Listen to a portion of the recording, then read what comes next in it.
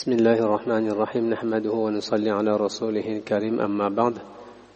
Nous remercions Allah subhanahu wa ta'ala qui nous permet pour ce dernier dimanche du mois de Ramadan d'accueillir Mufti Ousmane Omarji qui nous vient de Saint-Pierre. Tout à l'heure, j'ai vu Tonton Issop avant Zohar et je lui dis, Tonton Issop, est-ce que vous savez qu'aujourd'hui c'est un Omarji qui vient aussi? J'ai dit si, je connais bien. Il m'a dit Mufti Ousmane. Donc, il paraît que c'est la plus grande famille de la Réunion, alhamdulillah. Donc, Mufti Ousmane, il est à Saint-Pierre et il nous fait cet honneur d'être parmi nous aujourd'hui pour aborder avec nous un thème très important qui concerne donc le mauvais œil, ce qu'on appelle plus communément chez nous le fameux Najar, comme on dit. Alors, je vais laisser Mufti Ousmane nous éclaircir sur la réalité de cela, nous rappeler la bonne prononciation du Najar éventuellement, et Inch'Allah de donner toute la réalité concernant le Ayn, le mauvais œil, à la lumière de nos sources du Coran de la Sunna. Jazakumullahu khair. Alhamdulillah. Alhamdulillah nahmaduhu wa nasta'inuhu wa nastaghfiruh wa na'udhu billahi min shururi anfusina wa sayyiati a'malina. من يهده الله فلا مضل له ومن يضلله فلا هادي له ونشهد أن لا إله إلا الله وحده لا شريك له ونشهد أن سيدنا ونبينا ومولانا محمدا عبده ورسوله صلى الله عليه وعلى آله وأصحابه وبارك وسلم تسليما كثيرا كثيرا أما بعد فقد قال الله تبارك وتعالى في القرآن المجيد والفرقان الحميد بعد أعوذ بالله من الشيطان الرجيم بسم الله الرحمن الرحيم وقال يا بني لا تدخلوا من باب واحد وادخلوا من أبواب متفرقة وقال الله تعالى في مقام آخر وإن يكاد الذين كفروا ليزلقونك بأبصارهم لما سمعوا الذكر ويقولون إنه لمجنون وما هو إلا ذكر للعالمين وقال النبي صلى الله عليه وسلم العين حق صدق الله العظيم وصدق رسوله النبي الكريم ونحن على ذلك لمن الشاهدين والشاكرين والحمد لله رب العالمين. Chers frères, chères mères et sœurs, tous les louanges et remerciements reviennent exclusivement à Allah subhanahu wa ta'ala. Allah subhanahu wa ta'ala, le très clément, le tout miséricordieux, qui nous a donné cette chance de nous retrouver en cet après-midi pour parler de son dîn. Chers frères, chères mères et sœurs, comme vous le savez tous, Allah subhanahu wa ta'ala, de par sa bonté, a voulu le bien-être pour l'ensemble de ses créatures. Et en nous imposant ses commandements, ou encore en nous recommandant certaines pratiques, Allah subhanahu wa ta'ala a voulu nous orienter vers la voie du salut, vers la voie du bonheur réel. Et parmi celles-ci, nous pouvons retrouver l'importance de se préserver du mauvais œil, du nadar, étant donné que celui-ci est une vérité indéniable que nul ne peut refuser d'y croire. Certains, parfois, par manque de connaissances, très certainement, doutent de cela et n'hésitent pas à dire que le mauvais œil n'est rien d'autre qu'une superstition. Non, le mauvais œil est bel et bien une réalité. Et en parlant de ceux qui refusent de croire en la véracité du mauvais œil, Ibn al-Qayyim rahmatullahi alayhi disait, ceux-là sont les plus ignorants parmi les gens. Ils n'ont aucune faculté de percevoir les arguments prouvant cela, ni par lui, ni par la raison, par l'esprit. Ces gens-là connaissent le moins le secret des âmes, leurs qualités, leurs actes, ou encore leurs influences. Et les individus doués de raison, doués d'intelligence parmi les différentes communautés, bien qu'ils se divisent parfois sur la religion, sur le dogme, mais ces individus doués de raison n'écarte pas l'existence du mauvais œil et ne réfute en aucun cas la véracité de cela. Et ce, même s'ils se divergent parfois sur les causes ou encore sur les effets du mauvais œil. Maintenant, la question qu'on pourrait se demander, qu'est-ce que le mauvais œil? Le mauvais œil est défini par nos ulama comme étant l'action de regarder avec insistance une chose quelconque, que celle-ci soit un être animé, tel qu'un homme, un animal, ou encore un être non animé, comme un objet, un bien, tout en éprouvant dans son fond intérieur de l'admiration, ou encore de l'émerveillement pour la chose regardée. Et la nuisance lancée par le mauvais œil est parfois mélangée à la jalousie, à l'envie, qui sont présentes dans les mauvais instincts de l'homme, et parfois seulement à cause d'une simple admiration envers la chose regardée. Aussi, le mal jeté par le mauvais œil peut être lancé de manière involontaire, c'est-à-dire sans avoir aucunement l'intention de nuire à la chose regardée. Donc de ce fait, les érudits musulmans affirment qu'il est tout à fait possible que le regard d'un parent envers son enfant soit préjudiciable pour ce dernier. Et aussi, il est essentiel de savoir que le mauvais œil est généralement influencé par les mouvements de l'âme. En effet, comme nous le dit le célèbre commentateur du Sahih al-Bukhari, Ibn Hajar al-Asqalani, Allah subhanahu wa ta'ala a créé dans les corps et dans les âmes des forces et des natures différentes. Allah a mis en eux des particularités et des forces qui influencent leurs mouvements.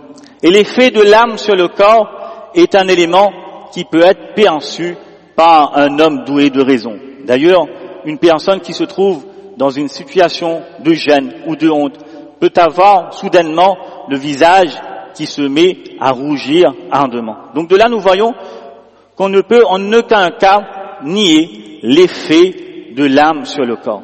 De la même manière, le mauvais œil résulte des mouvements de l'âme.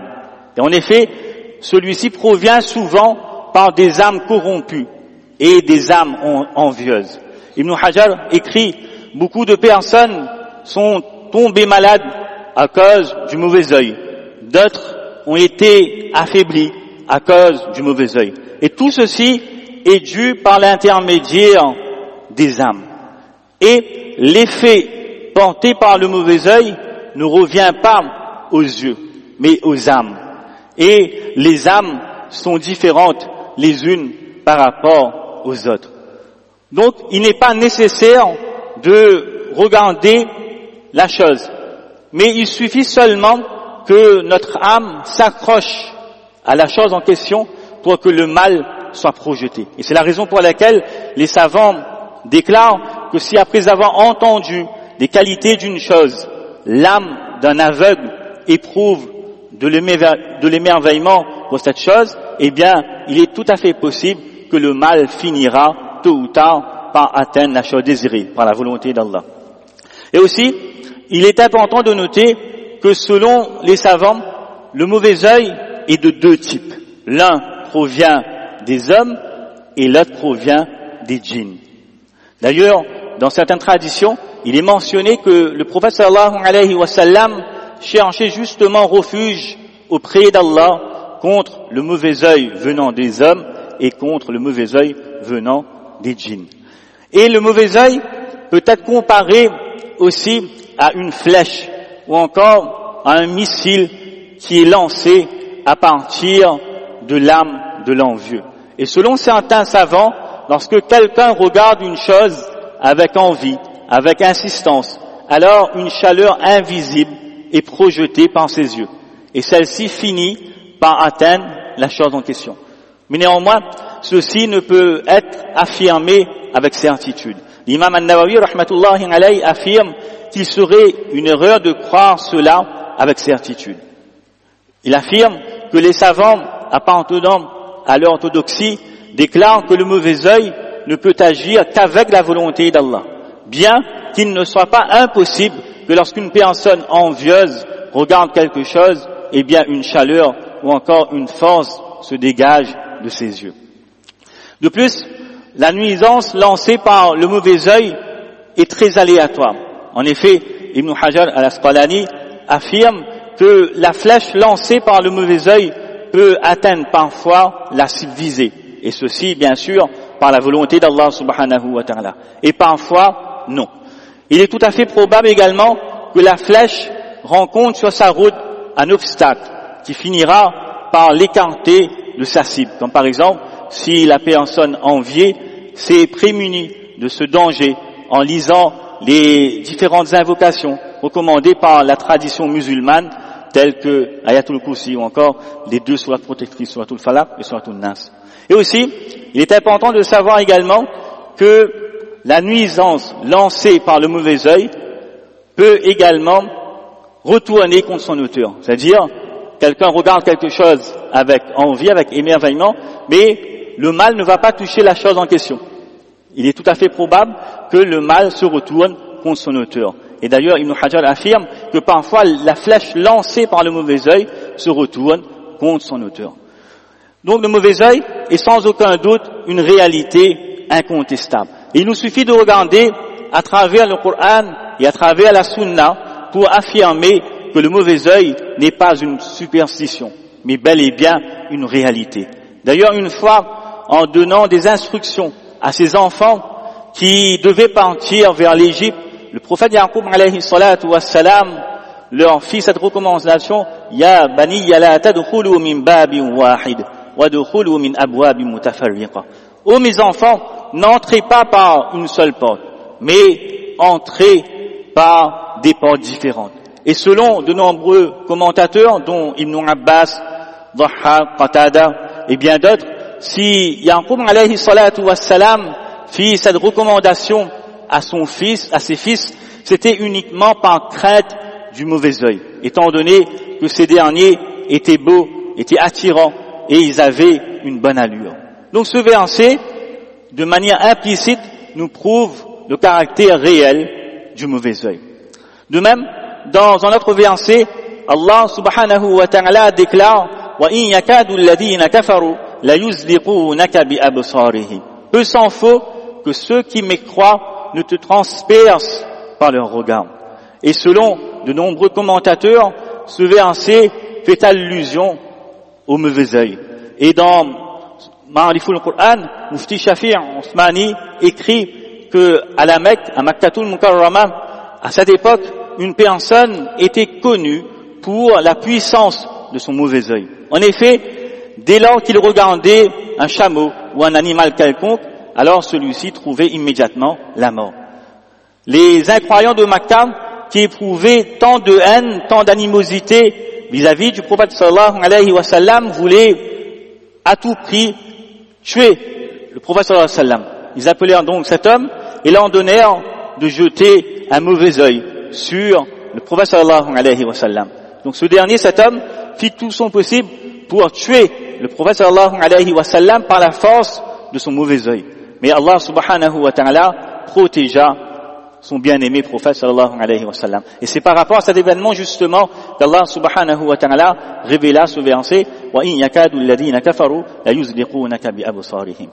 Et aussi, si nous regardons à travers la sunna, eh bien, nous pouvons retrouver plusieurs arguments, plusieurs preuves qui font allusion au caractère réel du mauvais œil. Dans un hadith rapporté par Abu Hurairah radiyallahu ta'ala anhu, le prophète sallallahu alayhi wa sallam dit: Al-aynu haqqun, que le mauvais œil est une vérité. Dans un hadith rapporté par Ibn Abbas radiyallahu anhu, il est dit que le prophète sallallahu alayhi wa sallam a dit: Al-aynu haqqun, le mauvais œil est une réalité. Walau kana shay'un sabaqa al-qadra sabaqathu al-ayn. Et si une chose devait précéder le destin, eh bien, c'est le mauvais œil qui l'aurait devancé. Et en substance de cette tradition, l'imam An-Nawawi rahmatullahi alayhi écrit que la signification de ce hadith est que toute chose dépend de la prédestination établie par Allah subhanahu wa ta'ala. De la même manière, la nuisance du mauvais œil ne peut se réaliser qu'avec le décret d'Allah subhanahu wa ta'ala. Et cette tradition nous prouve la véracité du mauvais œil, ainsi que la force de sa nuisance. De plus, les ulama de la Ummah sont unanimes sur le fait que le mauvais œil est en soi une vérité et que ses conséquences peuvent être très dangereuses. Le mauvais œil peut avoir des conséquences très lourdes. En effet, afin de nous donner un aperçu de cela, nous allons rappeler une tradition du prophète sallam qui dit que le mauvais œil s'accroche à un homme avec la permission d'Allah. Et ce qu'il monte sur une haute montagne et puis il en tombe. Donc de là nous voyons que le mauvais œil est tellement dangereux qu'il peut entraîner la mort de la personne enviée. Il y a aussi une autre tradition de Jabir radiyallahu anhu qui dit que le prophète alayhi salatu wassalam a dit aktharu man yamutu min ummati ba'da kitabillahi wa qada'ihi wa qadrihi bil anfus. La plupart des gens de ma communauté meurent après le décret d'Allah et Allah fixe sa prédestination en fonction des âmes, c'est-à-dire en fonction du mauvais œil. De même, dans une autre tradition rapportée par Jabir radiyallahu anhu, le prophète sallallahu alayhi wa sallam a dit al-aynu tudkhalu rajul al-qabr, que le mauvais œil fait entrer l'homme dans la tombe, wa tudkhilu jamala al-qadr, et il fait entrer le chameau dans la marmite. Donc de là nous voyons que le mauvais œil peut avoir des conséquences très lourdes. Le mauvais œil peut être tellement puissant qu'il peut provoquer des pertes de connaissances. En effet, il est rapporté dans la sunna qu'une fois, Amil ibn Rabi'a passa devant Sahl ibn Hunayf, alors que celui-ci était en train de se laver. Amil ibn Rabi'a dit, je n'ai jamais vu un aussi beau corps comme aujourd'hui. Puis, Sahl ibn Hunayf perdit connaissance. Il tomba sur le sol. On apporta donc Sahl ibn Hunayf auprès du prophète sallallahu alayhi wa sallam. Et on lui dit, ô messager d'Allah, qu'est-ce que tu préconises pour soigner Sahl ibn Hunayf? Car par Allah, il n'est même plus capable de soulever sa tête. Après quoi, le prophète sallallahu alayhi wa sallam dit, accusez-vous quelqu'un d'avoir jeté un mauvais œil? Ils répondirent, nous accusons Amil ibn Rabi'a. Et là, le prophète sallallahu alayhi wa sallam fit appeler Amil ibn Rabi'a, il le reprocha sévèrement de ce qu'il a fait en lui disant, pourquoi l'un d'entre vous veut-il tuer son frère? Pourquoi n'as-tu pas invoqué la bénédiction d'Allah en sa faveur? Lave-toi. Ensuite, Amil ibn Rabi'a lava son visage, ses mains jusqu'au coude, ses genoux, l'extrémité de ses pieds et l'intérieur de son izar dans un récipient. Puis, il versa cette eau sur Sahl ibn Hunayf, qui retrouva sa santé immédiatement. Puis Sahl se mit à marcher avec les gens comme si rien ne s'était passé. Le mauvais œil peut aussi entraîner des altérations physiques sur le corps de l'homme, comme l'apparition des taches sur la peau, la perte de poids.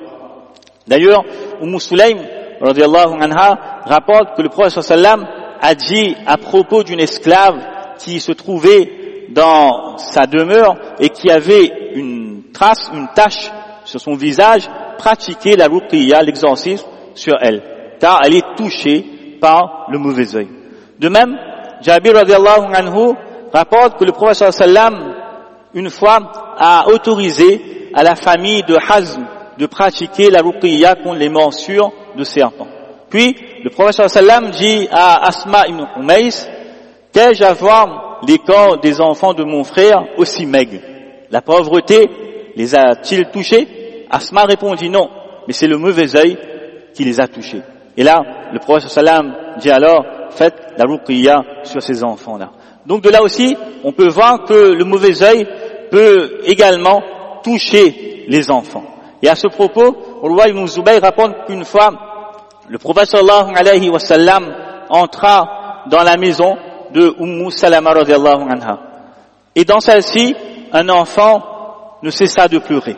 Les gens présents dirent au prophète sallallahu alayhi wa sallam que cet enfant-là a été frappé par le mauvais œil.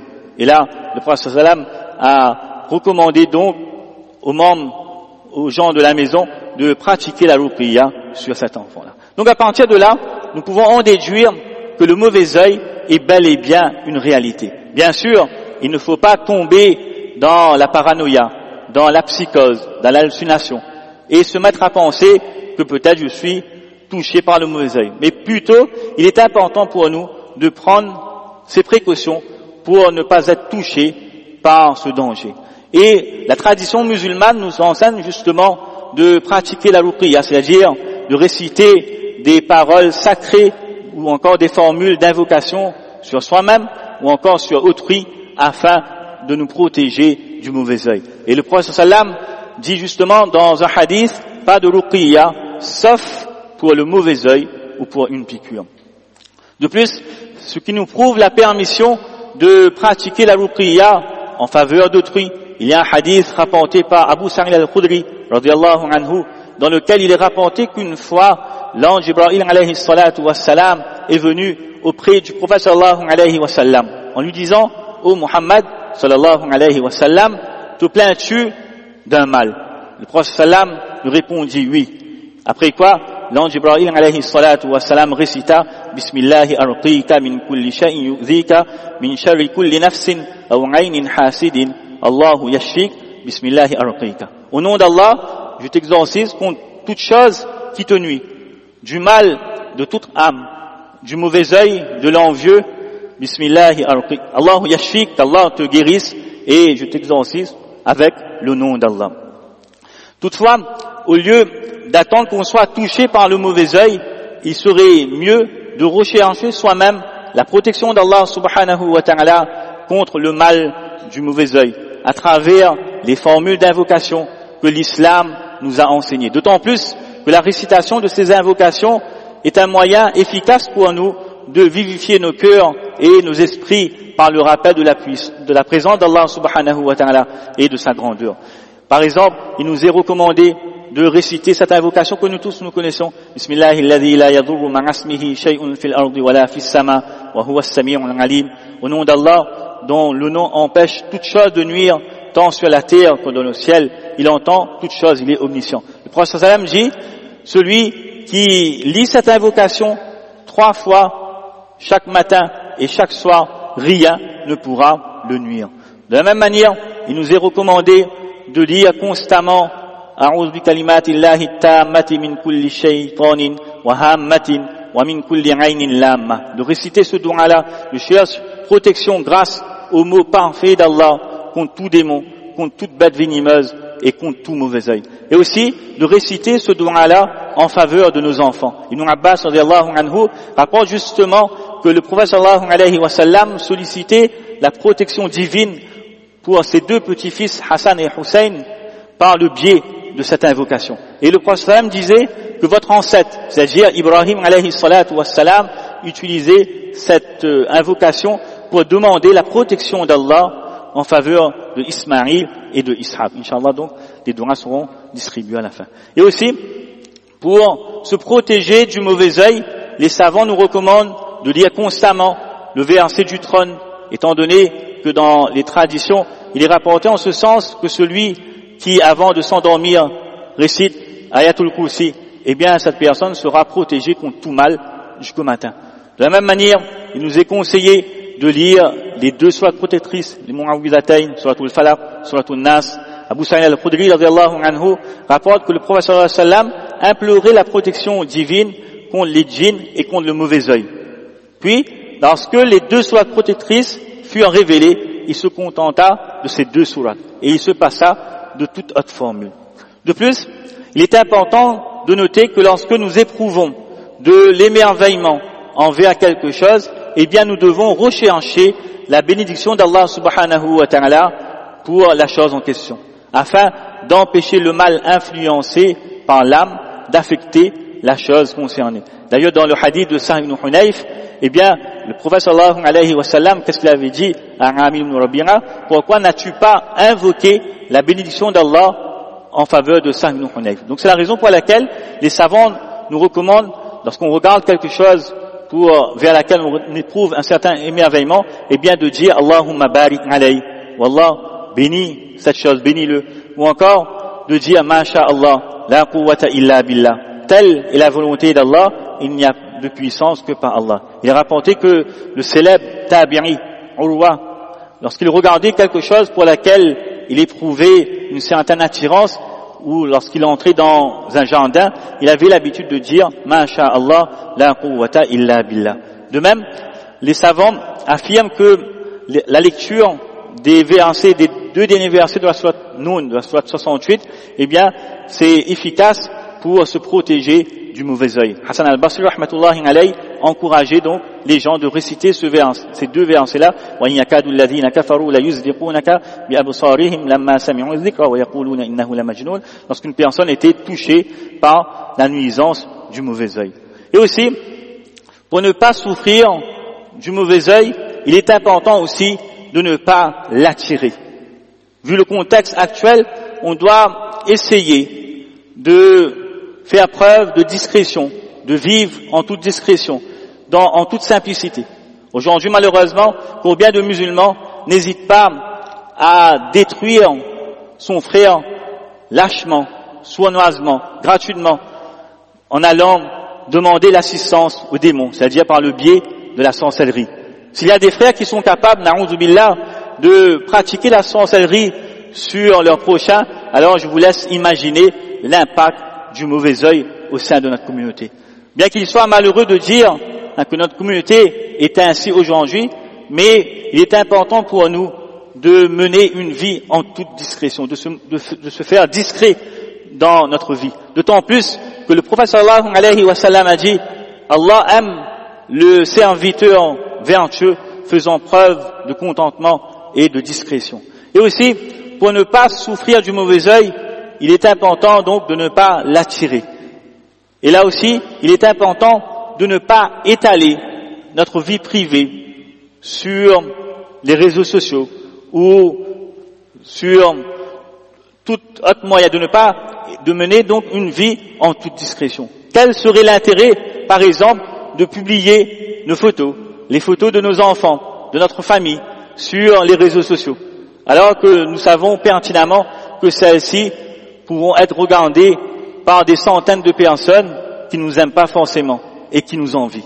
Quel est l'intérêt de publier sur Internet les photos de nos vacances ou encore les derniers hôtels dans lesquels nous avons séjourné, alors que ces photos peuvent être regardées par des personnes qui ont trimé toute leur vie pour avoir une vie confortable et aisée, bien qu'ils ne l'ont pas malheureusement. Ne pensez-vous pas que cette personne risque d'avoir un pincement au cœur en voyant cela? Et là aussi, nous avons vu tout à l'heure qu'il ne suffit pas seulement de regarder la chose, il suffit que notre âme s'accroche à quelque chose pour que le mal du mauvais œil soit projeté. Donc de là, nous voyons, certains ulama disent qu'il est tout à fait possible que si on regarde une photo sur WhatsApp ou sur les réseaux sociaux, on peut jeter un mauvais œil de cette manière-là.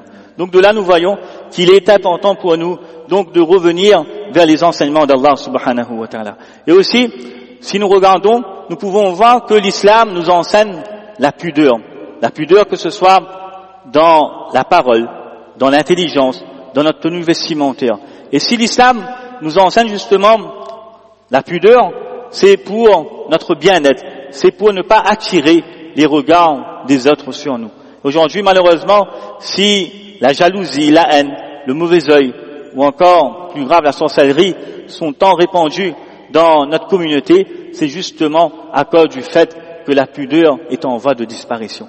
Et aussi donc, si nous voulons éviter les désastres causés par le mauvais œil, il nous est essentiel de revenir vers les injonctions d'Allah subhanahu wa ta'ala et de développer en soi la crainte pieuse, la taqwa. En effet, la personne qui craint Allah subhanahu wa ta'ala comme il se doit, eh bien cette personne sera assistée, aura l'assistance d'Allah subhanahu wa ta'ala. Parce qu'Allah subhanahu wa ta'ala a promis sa ma'iyya, sa compagnie aux gens pieux. Allah subhanahu wa ta'ala dit dans le Coran wa'lamu anna Allaha ma'al muttaqin. Et sachez qu'Allah est avec les pieux. Donc en conclusion de ces quelques paroles, nous pouvons retenir que le mauvais œil est bel et bien une réalité.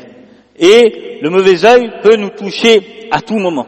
Il est donc important pour chacun de nous de se prémunir de ce mal en lisant avec yaqin, avec certitude, avec foi, les invocations recommandées par le prophète sallallahu alayhi wa sallam. Donc Allah subhanahu wa ta'ala nous préserve de ce mal, qu'Allah subhanahu wa ta'ala nous protège contre le mal de toutes ces créatures. Amin ya rabbal alamin. Wa akhiru da'wana alhamdulillahi rabbil alamin. Inch'Allah, donc, on distribuera les feuilles, inch'Allah. Bismillahir rahmanir rahim. Alhamdulillahi rabbil alamin. Wal 'aqibatu lil muttaqin.